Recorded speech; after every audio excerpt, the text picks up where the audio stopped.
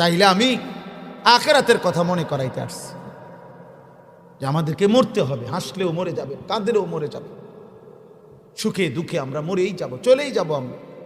আল্লাহর সামনে উঠতে হবে আমাদেরকে, রবের মুখোমুখি হইতে হবে। বাপ সেদিন কি বলবা বাবা, সেদিন কি বলবে? আল্লাহ বলেন এই হায়াত, এই জীবন, এই যৌবন আমি আল্লাহ দিয়েছি বাবা, সব আমার দেওয়া। তোমার অস্তিত্বের প্রতিটা মুহূর্ত আমি পার করছি।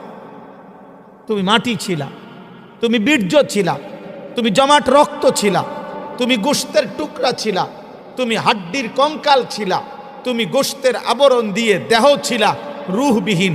আমি আল্লাহ রূহ দিয়েছি, প্রতিটা অবস্থা আমি পরিবর্তন করেছি।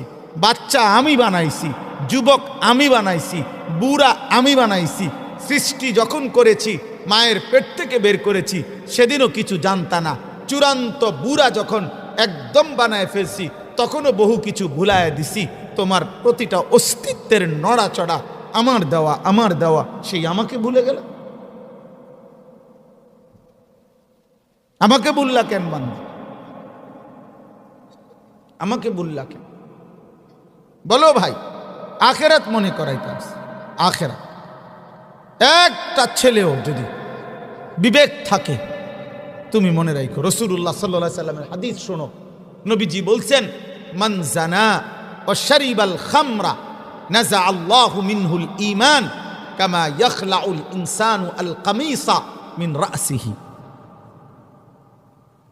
সাংঘাতিক কথা এটা।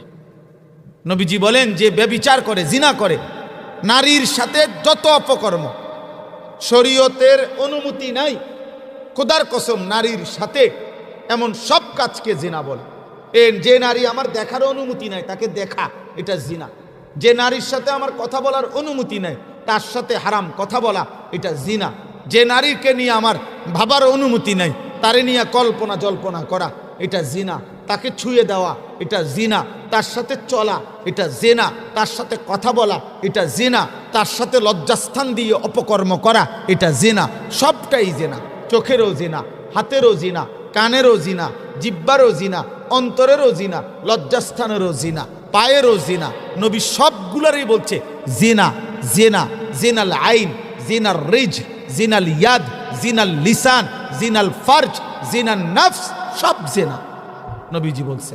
আর আল্লাহর নবী বলেন, যে জিনা করে ও শারিবাল খামরা, এবং মদ পান করে, যে নেশা করে সে ব্যভিচারও করে, যে ব্যভিচারও করে মনে রাখবেন সে নেশাও করে। তিন জিনিস এক দাগে, এক